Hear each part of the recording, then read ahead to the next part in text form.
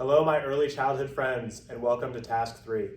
With this task, we're taking a look at assessment of student learning and you really working to demonstrate your ability to analyze student performance on a particular assessment, provide feedback on that performance, and then from there to be able to talk through steps moving forward for your instruction based on the data you've gathered and your analysis of it.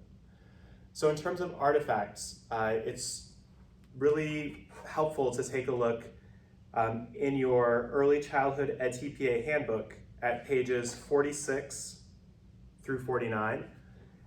This is the chart that is titled Artifacts and Commentary Specification.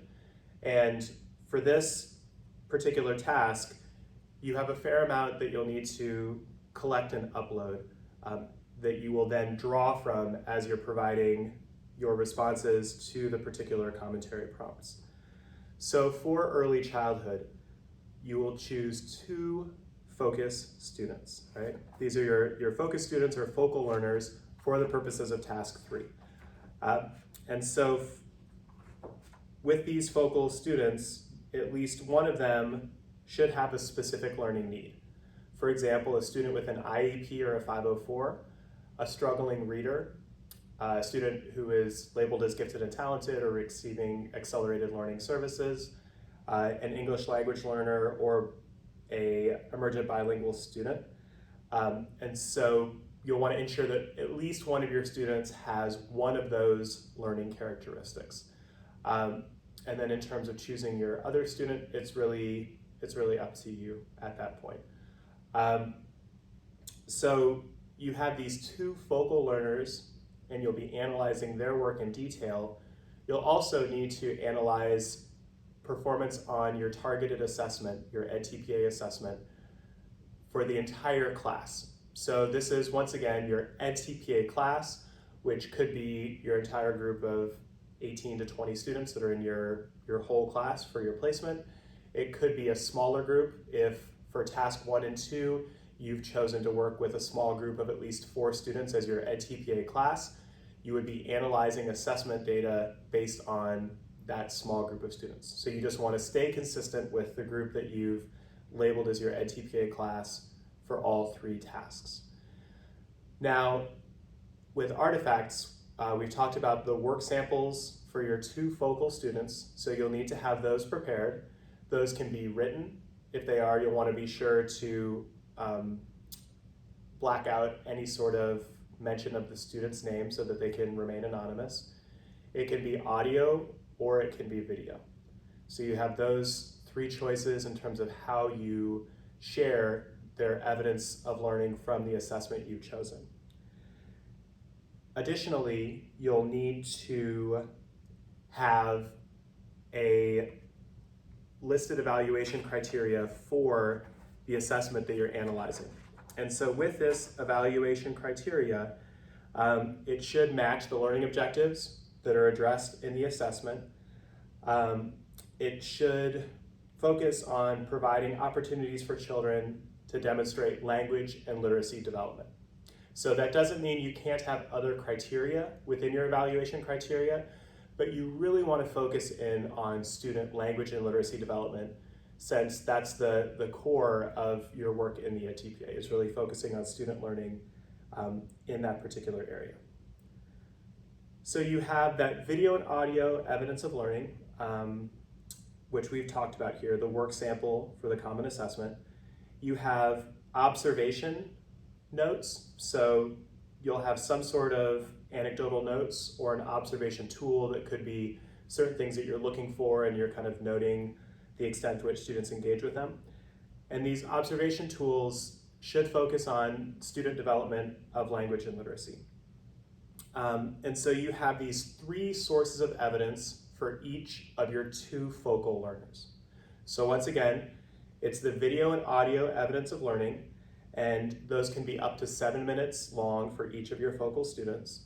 And with that, you'll want to clearly identify which student is your focal student in that unedited 7-minute clip. So likely by talking through maybe the clothing that they're wearing so that it's easy for the scorer to identify who they are. So that's the first.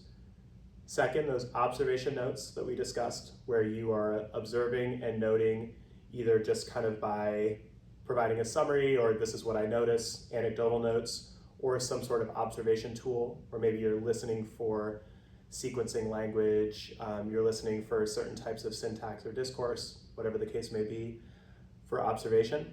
And third, the work sample from that common assessment. And so that common assessment is the assessment that engages with language and literacy that your entire EdTPA class completed. And so you want the specific work samples from your 2 focal students that you'll be uploading. So those are key elements of the evidence for task 3 that you'll be uploading. And once again, you'll find specifics on that information from page 46 through 49 in your EdTPA handbook. Another piece of evidence you'll be uploading is the evaluation criteria for that common assessment. And so with that evaluation criteria, once again, you're connecting clearly to the learning objectives that are being addressed by the assessment, and you are just uploading a blank copy of that evaluation criteria. You'll also upload a blank copy of the assessment itself. If it was something that you gave verbal instructions and students completed, then you'll type out what those verbal instructions were. If it's something where it was a piece of paper that you gave to students and had them completed, you'll upload that piece of paper. And the place where you put that is at the very end of your task 3 assessment commentary. So you'll just copy and paste it into that document and upload it through there.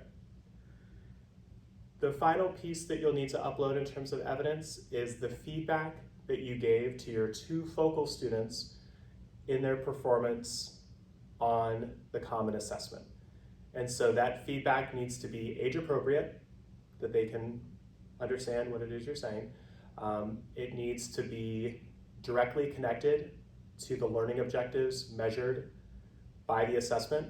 And so you're clearly indicating to them what they did well and where they really addressed what you were hoping for in terms of the learning objectives and the evaluation criteria. And additionally, places where they may have struggled or where they're still working to demonstrate proficiency. And that evaluation criteria can be written, audio, or video.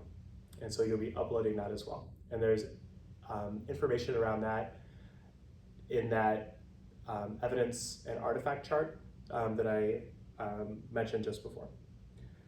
Finally, you have the opportunity to upload an additional video of no more than 5 minutes that illustrates students' language and literacy development. This isn't something that's required. You could draw from your videos from task 1 or 2. You could draw, videos from task 2 from your instruction commentary. You could draw from your video and audio evidence of learning, students' work sample from their common assessment, or your observation notes. So those are all evidence sources you can draw from. This 5-minute video in task 3, evidence of students' understanding and use of key vocabulary, is optional. If you feel like that would be necessary for you to have that evidence that you could then draw from when you're responding to that particular prompt in task 3, you have the option to upload that particular video. So that's what we have in terms of an overview of task 3 for our early childhood handbook. Next, we'll dive into the rubrics.